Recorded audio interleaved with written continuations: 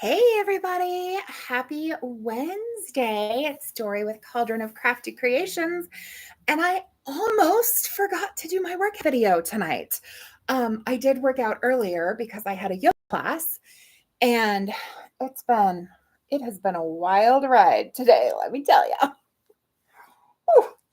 So I woke up at 4 something again. I was like, seriously.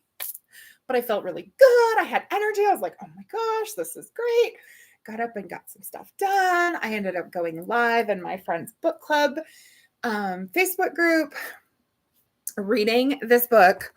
Oh my gosh, you guys. So a friend of mine, another friend in that group, asked the question yesterday, or I saw it yesterday. I'm not sure if that's when she asked or not. If you were going to a desert island and you could only take one book with you, what book would it be? And the first book that popped into my head was the Sophia Code. And I thought, that's a really good one. But you know what would be even better is the Book of Secret Wisdom, the prophetic record of human destiny and evolution.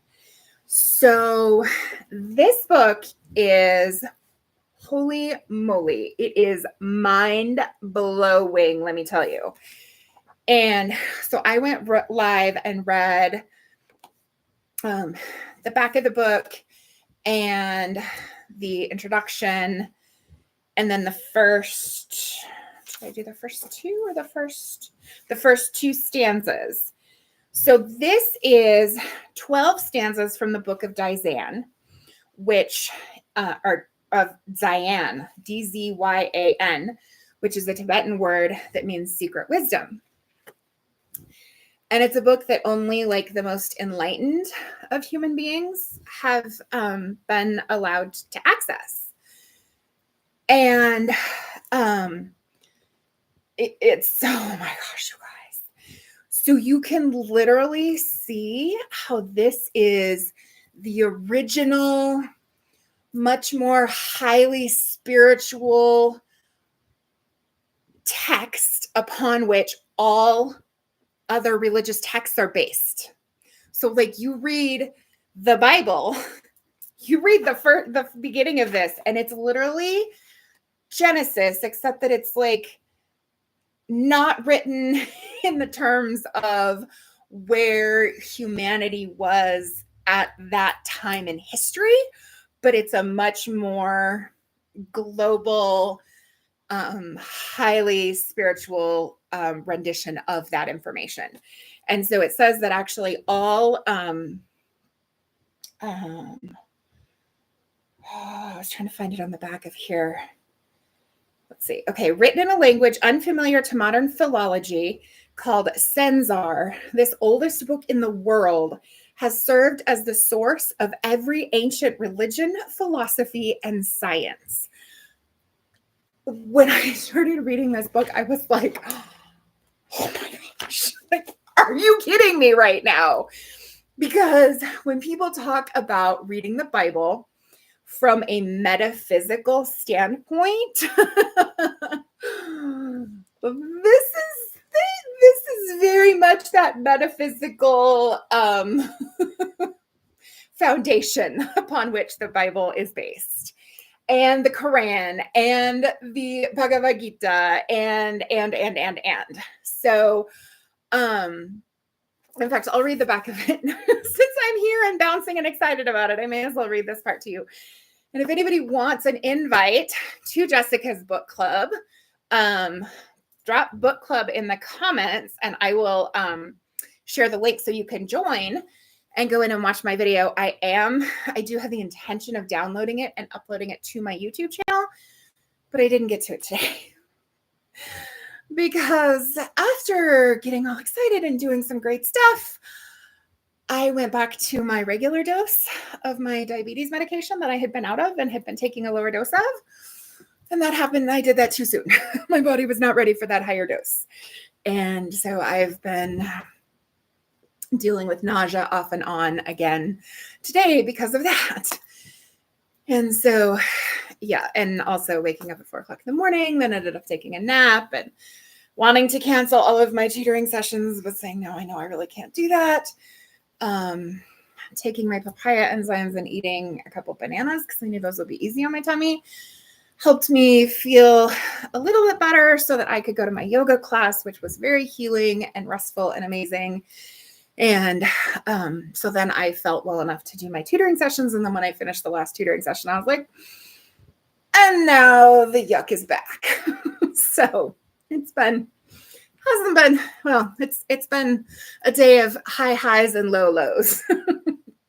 So, all right, the back of this book, teaser for any of you who are interested. Oh, thank you so much, Janae. Oh, you're so sweet. Oh, thank you. You just made my day. So this book, and and if you're interested, I actually, when I went to post, and I would love to know in the comments, if you were to go to a desert island and you could only take one book with you, what book would you take? Because I want to know. Because they need to be added to my TBR pile, which is, about 40 million miles tile at the moment. But, it's, someday maybe, right? Okay. Hidden away for long millennia, the world's most ancient sacred text reveals the past, present, and future of humanity.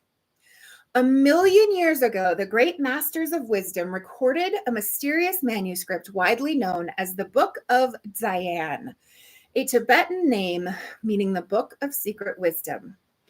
Written in a language unfamiliar to modern philology called Senzar, this oldest book in the world has served as the source of ancient religion, philosophy, and science.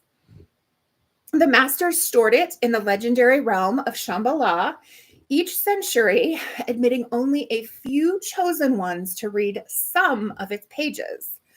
Thus, in the 19th century, Madame Blavatsky was permitted to translate and publish 19 stanzas from the Book of Dhyan in her highly influential masterwork, The Secret Doctrine.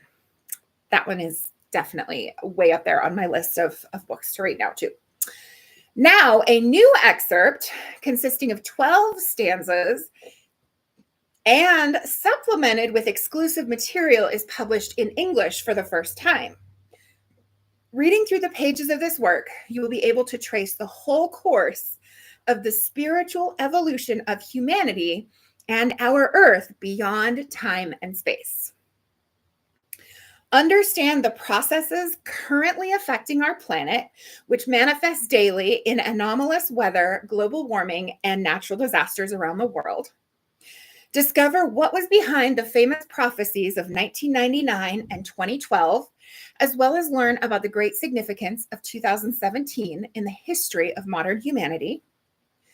Peer into the near future that awaits us all within the next few decades and explore the magnificent distant times of divine humanity. With every new reading, more and more secrets will be revealed. So this is translated and compiled by Zinovia Dushkova, PhD, is an award-winning author, poet, philosopher, historian, and traveler who has devoted more than 30 years to the acquisition of the secret wisdom underlying all known religions and philosophies. Her research has taken her to remote Buddhist monasteries and sacred abodes hidden within mountains and deserts in Tibet, Nepal, Mongolia, and India, where she has studied ancient manuscripts inaccessible to Western researchers. So, this is the oldest book in the world and it's sacred language. So I read the introduction and, like I said, the first 2 stanzas. So this includes 12 stanzas of Agapogenesis, which is where Genesis came from. And so it goes, the stanzas go from page 3 to like page 50.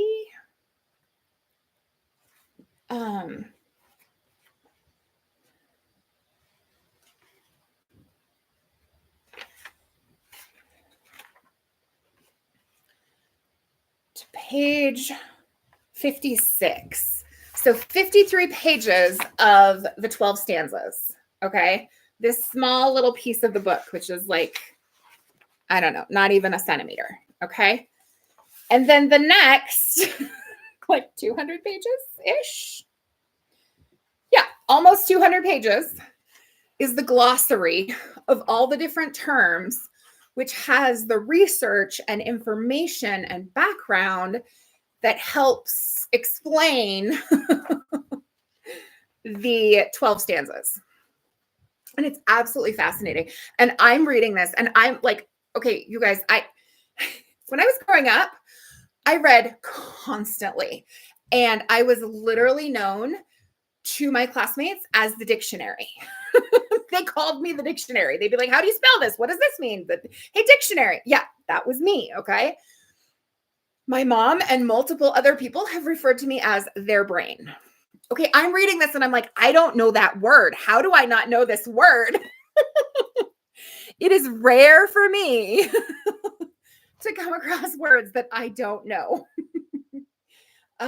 And so but it's fascinating. It's so good. I was reading it and my friend Jessica is in the book club and she's like, oh my gosh, seriously? Oh, that reminds me of this and this and this. So if you are interested in hearing me read more of it and following along or reading it yourself, this is the book. I tell you what, like this is super powerful. It's got so much in it. How do you join the book club? Janae, I will add the link to the book club in the comments after I get off the live so that you can join the book club. I am also going to download that video and upload it to my YouTube channel. So it'll be available there as well. But that might be a day or two. I can get you the link to the book club tonight when I get off of here, provided I remember. Dory, note to self, remember to put the link in the comments. So I was live for about 45, 50 minutes reading the introduction and the first two stanzas. And then so when I first got this book and started reading it back in 22, I even wrote the time that I wrote this. So I woke up in the middle of the night and was writing, which is a common theme in my life, that I wake up in the middle of the night to write because I don't make time to write as much as I will be working on doing more of in the future during the day. So then like spirit and my spirit guides and the muse wake me up at night and they're like, it's time to go write. You want to do it while you're awake. So now you're going to have to do it when you want to be asleep. So anyway, I wrote this reflection about just kind of deepening my understanding of what I had read. And I had read the section of the book and then my reflection to a friend of mine. She's like, I like what you wrote a lot better. And I mean, she's a great person and stuff, but she hasn't pursued the spiritual learning and growth experiences that I have.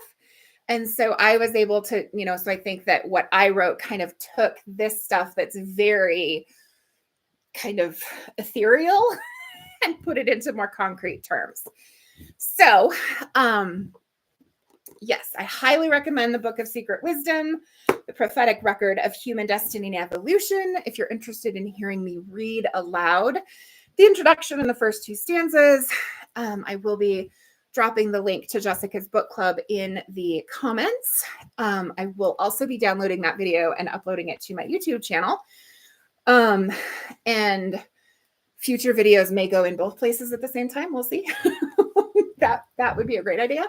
So I think I will plan to do it that way. Yeah. So I very much recommend this one. And because I pulled out the book and got excited about it, I started feeling better and was able to do my bouncing workout. So yay.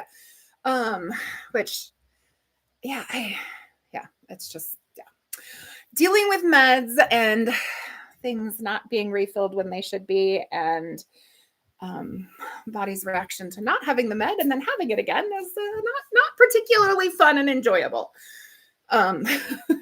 Definitely lessons learned on my part, but also like working on figuring out ways to hold both the pharmacy and my doctor's office accountable to doing things the way they need to be done.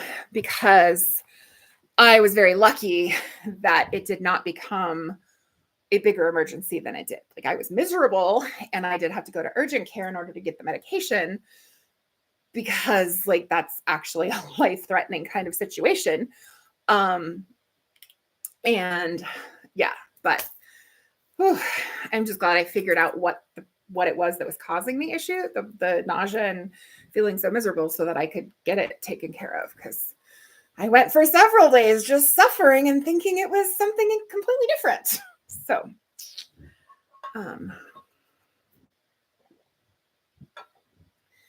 not fun, but